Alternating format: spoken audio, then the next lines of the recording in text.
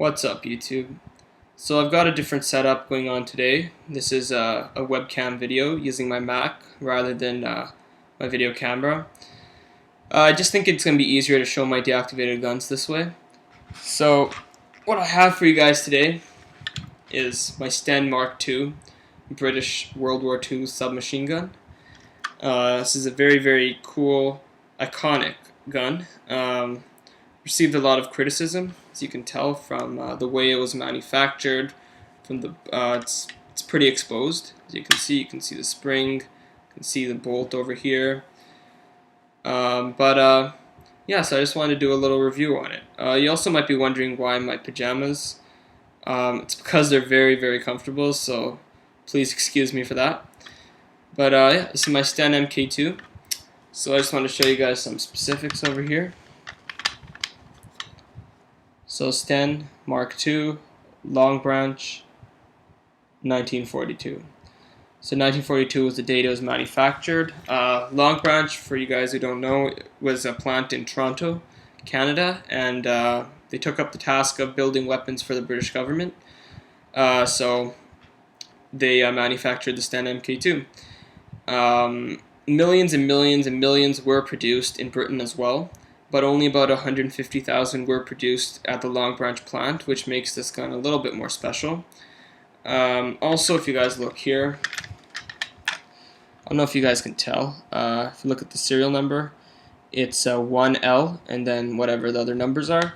1L, which is what the seller told me, it stands for the first series. So these were the first series of the Sten Mark IIs that were produced and manufactured at the Long Branch plant, which makes it even a little more special. So yeah, this is the Sten MK2. It's a very light gun, which I'm not sure is necessarily an advantage, because if you look at the cock and click mechanism, there's a couple things actually. So first off, if you look here, there's this huge just hole here, and the problem is usually soldiers would hold their gun like this to make it sturdy. But the problem is, you know, when you're in the heat of battle, you sometimes might forget, your hands will go just right in here. It's a comfortable spot. The problem was when you would pull the trigger, boom, and a lot of soldiers would actually lose their fingers this way.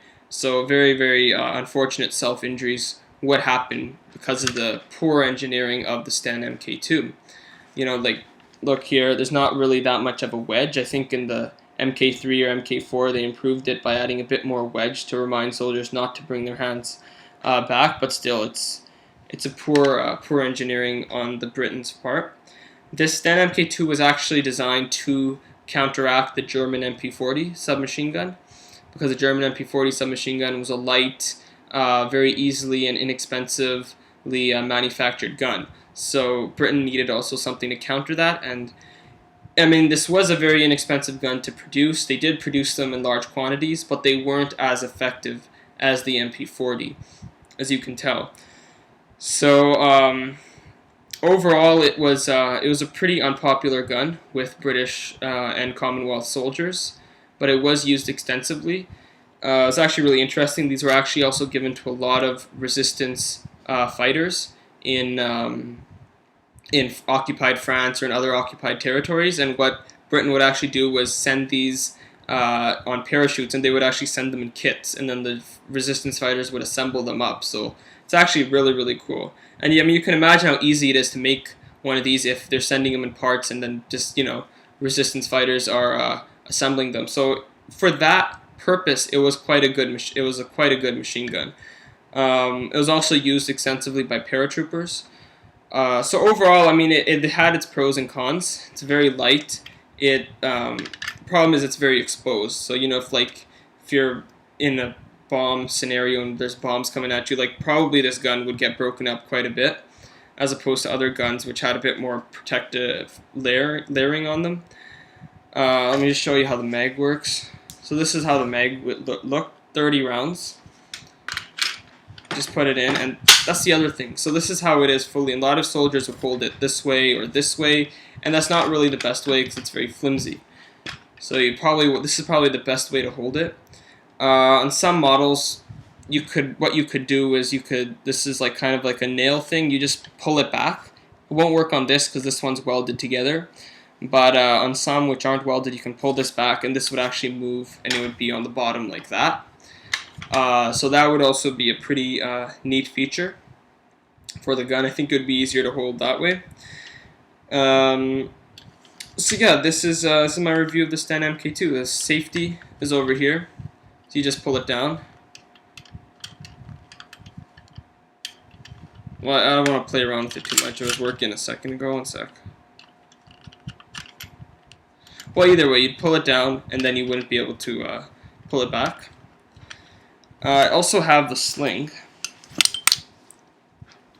right here, 1943.